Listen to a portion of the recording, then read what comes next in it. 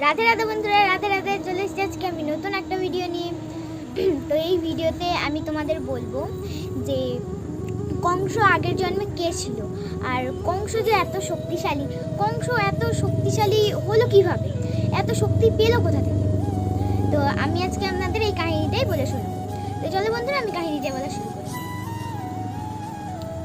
সুখদেব রাজা পরীক্ষিতকে বলল, হে রাজন, শুনে রাখুন যে স্বর্গ মর্ত্য পাতাল ত্রিলোক বিজয়ী কংসকে বধ করার জন্যই নারায়ণ শ্রীকৃষ্ণ রূপে পৃথিবীতে জন্মগ্রহণ করেন।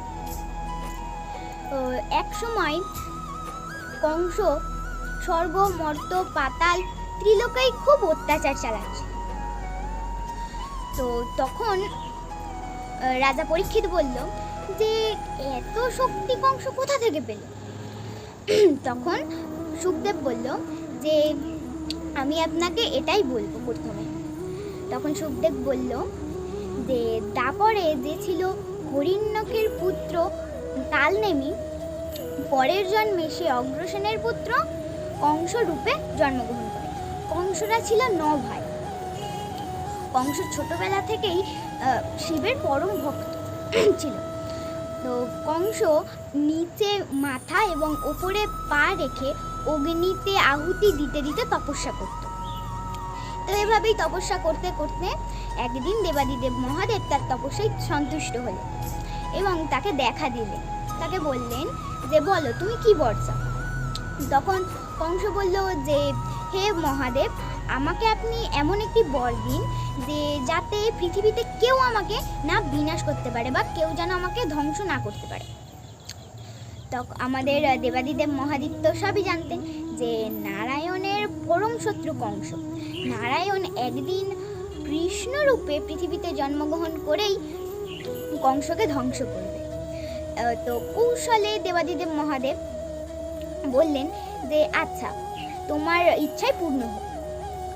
তোমাকে আমি বর দিচ্ছি যে তোমাকে পৃথিবীতে কেউ মারতে পারবে না, কিন্তু দৈবকীর অষ্টম গর্ভের সন্তান অর্থাৎ তোমার এক ভাগ্নেই তোমাকে মারতে পারবে। এই বর পেয়ে কংস তার প্রাসাদে চলে এসে তার সৈন্যদের ডাকলো এবং সৈন্যদের সমস্ত কথা খুলে বলল। তো সে সৈন্যদের আদেশ দিল যে তোমরা এক্ষুনি মথুরায় যাও এবং যদু বংশকে ধ্বংস করে দাও।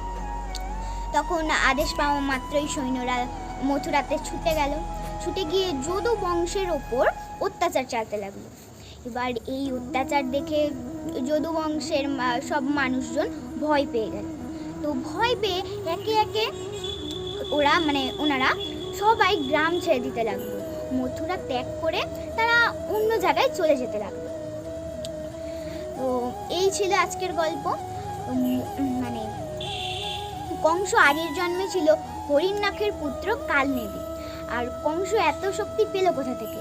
কংস দেবাদিদেব মহাদেবের এক বরেই এত শক্তি পেয়েছিল। তো আজকে আমি এই ছোট্ট একটা ভিডিও নিয়েই এসেছিলাম। তো এরপরে কৃষ্ণ কিভাবে জন্মগ্রহণ করলো, দৈবকী আগের জন্মে কে ছিল, বাসুদেব আগের জন্মে কে ছিল, সমস্ত গল্প আমি পরের ভিডিওগুলোতে বলবো। তো এই ভিডিওগুলো দেখতে হলে কিন্তু চ্যানেলটাকে সাবস্ক্রাইব করতে হবে। আর যদি ভিডিওটা ভালো লেগে থাকে তাহলে অবশ্যই লাইক করবে, কমেন্ট করবে, শেয়ার করবে। তো আজকের মতো আমি এখানেই বিদায় জানাবো। আর পরের ভিডিওগুলো দেখতে হলে কিন্তু সাবস্ক্রাইব করতে হবে। তো চলো একটু কৃষ্ণ নাম করে নেওয়া যাক। হরে কৃষ্ণ কৃষ্ণ কৃষ্ণ হরে হরে, হরে রাম রাম রাম হরে হরে, জয় নিতাই জয় গৌর নিতাইয়ের জয়। চলো আজকের মতো আমরা এখানেই বিদায় জানাই। আরও নতুন নতুন ভিডিও দেখতে হলে কিন্তু সাবস্ক্রাইব করতে হবে। আজকের মতো টাটা।